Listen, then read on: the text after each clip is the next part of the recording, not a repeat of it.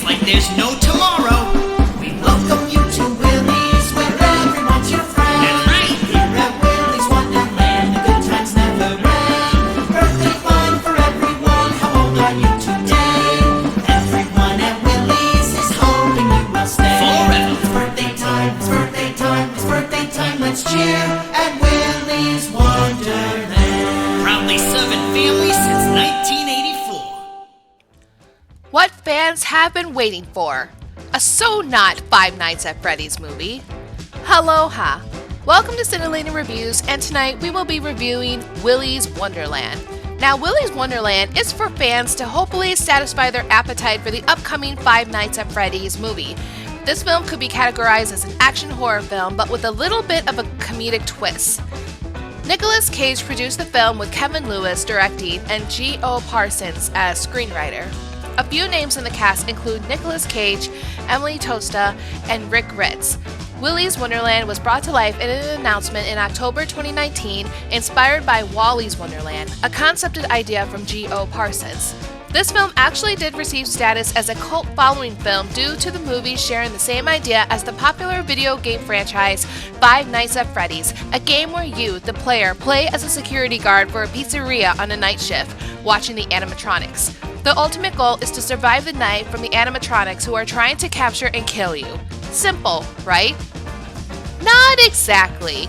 You only have limited power, so this game is focusing on your abilities to conserve as much energy as you can. The game has evolved throughout the years to its recent release, Five Nights at Freddy's Security Breach. You play as a child named Gregory who is stuck in a mall with many Five Nights at Freddy's attractions, with the goal of trying to survive the night while investigating the motives of a mysterious character, Vanny. Willy's Wonderland was supposed to be released in theaters close to Halloween 2020, but due to the COVID-19 pandemic, it was decided to be released video on demand with limited theatrical release in February 2021. You can find this film on Hulu and on YouTube. Be forewarned, due to the graphic nature of this film, there are mentions of blood and gore in the film, and, spoiler alert, is now in effect.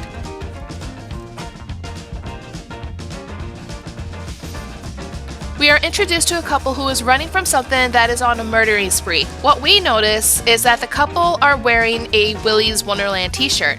As expected, the two do not make it out alive. With last glance, the woman looks at a child who is hiding from the massacre, watching the woman die from what lurks in the building. The next scene, we see Nicolas Cage, who plays as a lone wolf kind of character driving in the back roads. Nicolas Cage's character is actually a unique one because he does not talk once at all in this film. Not saying that he's a mute because you can hear sounds from him to express emotion. His car runs over a set of spike stripes sitting on the road just outside Hayesville, Nevada, home to Willy's Wonderland. A mechanic named Jed picks the lone wolf up and takes him to his shop to get an estimate to fix the tire. The lone wolf, who I'll be referring to as Nicolas Cage's character, was able to pull his credit card out so he can pay for his vehicle. But Jed will only take cash and there's no available ATM. Jed asks the lone wolf if he would be interested in working in exchange for the payment. The lone wolf agrees. Jed takes the lone wolf to Willy's Wonderland, a now abandoned family entertainment center. Standing in front of the building is owner Tex Mcadoo. He offers Lone Wolf to work one night to clean the building, and in exchange he will pay Lone Wolf's vehicle. Tex plays an old VHS tape that introduces Willy's Wonderland's mascots: Willy Weasel, Artie Alligator, Cammy Chameleon, Ozzy Ostrich, Nighty Night, Tito Turtle, Gus Gorilla, and Siren Sarah. Once the Lone Wolf started to clean the entertainment center, he's been running into some troubles with the animatronics, but he stands as victor each and every time. On the other side, we have a group of teenagers led by Liv Hawthorne, who is played by Emily Tosta. The teenagers are on a mission to douse the entertainment center with gasoline and light it up in flames. More on this later. When we first met Liv, she made contact with the lone wolf, indicating to her where he is going to go next. With fear, Liv enters inside the family entertainment building and meets up with the other teens and the lone wolf, who is continuing to clean, while Liv tells the tale to the lone wolf and us as the viewers the backstory of Willy's Wonderland. Willy's Wonderland was previously owned by a serial killer named Jerry Robert Willis and his cannibalistic partners, murdering unexpected people and families, luring them and one into the happy fun time rooms. Once the murderers realized that they were discovered, they performed some kind of satanic ritual to transfer their souls into the animatronics before committing suicide. Think of Charles Lee Ray, the serial killer in Child's Play. With the power of voodoo, Charles Lee Ray, or Chucky, transferred his soul in the good guy doll. Give me the power, I beg of you! During the film, we also learn of Liv's motives to burn down Willy's Wonderland. She was the little girl in the beginning of the film who watched her parents die, murdered by Willy and the animatronics. Later on, Officer Loon admitted to a deputy she was working with that they had made a deal with the animatronics. They made a deal with the animatronics to leave the town and the townspeople of Hayesville alone, and instead, they will lure people who wouldn't be missed by society or wrong place, wrong time people for the demons to feed. In the end, the lone wolf and Liv survived the night, taking victory of killing Willy and the other animatronics. And Jex returned to the entertainment center to see that the lone wolf has survived. The lone wolf was able to retrieve his vehicle, and Liv decided to join the lone wolf for his next journey. Tex and Jed discuss reopening the restaurant until one of the missing animatronics, Siren Sarah, appears and sets Tex's vehicle on fire, killing Jed, Tex, and Siren Sarah while the flames are eating the building. This film really did show the same atmosphere of Five Nights at Freddy's. However, the screenwriter and director both denied Willy's Wonderland inspiration from the video game. The story of Five Nights at Freddy is very much confusing just because there's so much involved in the Five Nights at Freddy's world, and this includes adding books to being part of the lore. And I don't really want to break it down either because it really is a huge giant cluster.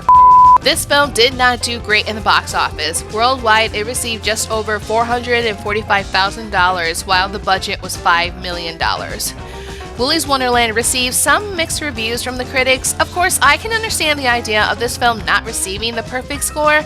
There is still an idea that if the audience wants blood and gore and they want to see Nicolas Cage be a badass and beating the living out of the animatronics, then this film could be for them. And it could also be for you too if you're into those things. While this film is considered a horror film, the fight scenes between the lone wolf and the animatronics are very cheesy, and honestly, this could be a good movie for someone who wants to introduce themselves into the horror genre. There are also some comedic parts too. While Liv and the lone wolf are ready to fight Cammy Chameleon, the stopwatch from the lone wolf goes off, signaling him that it's time for his break. It's hilarious that he actually contemplates whether he should skip his break to fight Cammy Chameleon or to go on break. In the end, he hands his knife to Liv and walks away. Because as Tex said, and be sure to take breaks. Always good to pace yourself. Willy's Wonderland has to score for me a 3 out of 5. Understanding that this is a horror film, I've seen things that scare me much more than this. I questioned some of the movements from the animatronics. It seemed too realistic for me. So for those that work on building mechanics or have anything to do with animatronics, do they have kneecaps? I see a whole lot of bending. And animatronics, they don't really have like a bending knee sort of thing. It was too cartoonish for me, but I enjoy the badassery with Nicolas Cage playing as the tough guy beating the hell out of the animatronics. Not saying this movie didn't shy away from the gore. As a rated R film, they were not shy about the gore. Speaking of the animatronics, they were just too easy to beat. There wasn't anything technical or strategic on how to beat the animatronics. Just go on a wild rampage with Nicolas Cage. It was also as simple as killing a normal human being. Other than trying to decapitate their heads or make sure you pull out the spine from the endoskeleton, it was fun and maybe something to listen to the background if you have some house cleaning or if you have some projects you need to do. You could watch this film one time and it would be enough to satisfy your desire for a horror film. At least this nightmare is over, right? Oh, my suffering continues. So thank you guys so much for stopping in and listening to my thoughts on Willy's Wonderland. What do you guys think of the movie? Let me know your thoughts below. Like this video, subscribe to Cyntillating Reviews, help me make it grow. I want to see something come out of this. Share this video too. It would be nice to see what other people think of this film also. If I reach 200 subscribers, I will be reviewing Ghost Stories, a request from my husband's friend. Ghost Stories is an unusual anime, and it's not just the story that's unusual. Japan, it did okay, but in America, it earned its profits. Want to know why? Help me get to 200 subscribers and I'll tell you why. If you want to see me outside of YouTube, I also have a TikTok, Twitter, Instagram, and a page on Facebook, so where I'll be posting updates and upcoming content. So much has happened and we are now living in a pandemic world. I've had too many family members become affected by this and now their lives have become different and not what it used to be. While the vaccines and boosters are available for us to use that truly need it, the one way to avoid it has always remained the same. Our simplest prevention is our biggest protection. Please take care of yourselves as you practice social distancing, washing hands, and staying at home. This pandemic has gotten way out of hand and is approaching home slowly and deadlier. Let's try to make our world better by starting to make us better to reduce the spread of COVID-19. See you later on another day.